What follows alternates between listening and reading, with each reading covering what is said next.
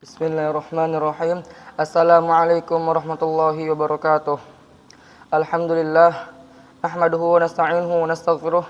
Wassalatu wassalamu ala Rasulillah wa ala alihi wa ashabihi wa man tabi'ahum bi ihsan ila yaumiddin wa ba'du. Segala puji hanya milik Allah Subhanahu wa taala.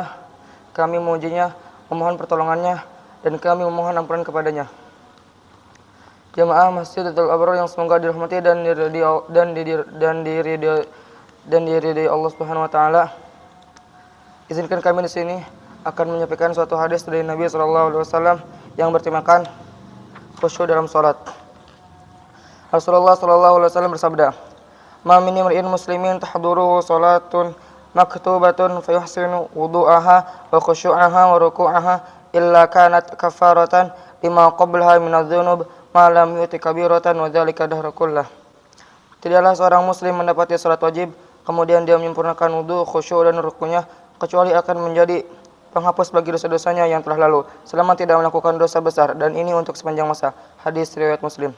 Pelajaran yang terdapat dalam hadis: salat apabila dihiasi dengan khusyuk dalam perkataan dan gerakannya, dan dihiasi dengan kerendahan, ketulusan, pengagungan, kecintaan dan ketenangan, sungguh ia akan bisa menahan pelakunya dari kekejian dan kemungkaran. Hatinya bersinar, keimanannya meningkat, kecintaannya semakin kuat untuk melaksanakan kebaikan, dan keinginannya untuk berbuat kejelekan akan sirna. Rasulullah sallallahu alaihi wasallam bersabda, "La yazalullahu azza wa jalla muqbilan 'alal 'abdi fi salatihi ma lam yaltafit fa idza tafata insarafa anhu."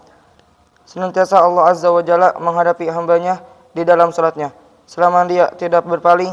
Apabila dia memalingkan wajahnya, maka Allah pun berpaling darinya. Hadis riwayat Ahmad, Abu Daud dan An-Nasa'i. 2. Khusyuk itu memiliki kedudukan yang sangat utama. Ia sangat cepat hilang dan jarang sekali didapatkan. Bila kita tidak bisa menggapai khusyuk dalam salat, merupakan musibah dan penyakit yang paling besar. Rasulullah SAW sendiri juga merasa perlu berlindung darinya, sebagaimana beliau berdoa, "Allahumma inni a'udzubika min qalbi la yakhsha." Ya Allah, aku berlindung kepadamu dari hati yang tidak khusyuk. Hadis riwayat Tirmizi. Termasuk yang juga bisa menolong untuk khusyuk dalam salat, yaitu tidak mengganggu orang lain yang sedang salat, dan bacaan Al-Quran yang keras. Sewaktu salat tidak memakai pakaian atau baju yang ada gambarnya, tulisannya, ataupun baju berwarna-warni yang bisa mengganggu dirinya atau orang lain. Begitu juga suara-suara yang berasal dari handphone yang mengganggu kaum muslimin sehingga merusak kekhusyuan. Abu Qatadah radhiyallahu anhu berkata, Rasulullah sallallahu alaihi wasallam bersabda, "Aswa'an nasi sadaqatal ladzi yasriqu salatahu." Qalu ya Rasulullah, wa kayfa yasriquha? Qala la yutimmu ruku'aha wa la sujudaha, aw qala la yuqimu sulbahu fir ruku'i was sujudi. Artinya, sejelek-jelek pencuri adalah orang yang mencuri salatnya. Mereka bertanya, "Wahai Rasulullah, bagaimana seorang mencuri salatnya?" Rasulullah menjawab, "Dia tidak menyempurnakan ruku dan sujudnya." Atau Rasulullah berkata, "Tidak menegakkan tulang punggungnya ketika ruku dan sujud." Hadis riwayat Ahmad. Ayat-ayat Al-Quran yang berkaitan dengan tema hadis. Allah Subhanahu wa taala berfirman, Bismillahirrahmanirrahim. Qad aflahal mu'minun alladzina hum fi salatihim khashi'un. Sesungguhnya beruntunglah orang-orang yang beriman, yaitu orang-orang yang khusyuk dalam salatnya. Quran surat Al-Mu'min ayat 1-2. Di ayat yang lain pun Allah berfirman, Bismillahirrahmanirrahim. Inna salata tanha 'anil fahsya'i wal munkar wa ladzikrullahi akbar wallahu ya'lamu ma tasna'un. Sesungguhnya salat itu mencegah dari perbuatan keji dan mungkar, dan ketahuilah mengingat Allah itu lebih besar keutamaannya dari ibadah yang lain. Allah mengetahui apa yang kamu kerjakan. Quran surat Al-Ankabut ayat 45. Jamaah Masjidil Abrar yang semoga dirahmati dan diridai Allah Subhanahu wa taala. Sebelum mengakhiri pembacaan hadis ini, marilah kita berdoa terlebih dahulu. Bismillahirrahmanirrahim.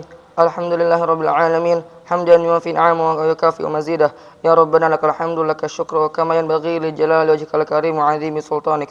Allahumma shalli wa sallim ala sayyidina Muhammad wa ala sayyidina Muhammad. Ya Allah yang Maha Besar yang Maha Kuasa, kami mohon kepada Engkau ya Allah untuk para musyrif, orang tua asuh, donatur, pembina dan pengurus yayasan, pengurus ponpes dan umat muslimin dan muslimat. Diampuni dosa-dosanya, dosa besar, dosa kecil, disengaja ataupun tidak disengaja, diberi hidayah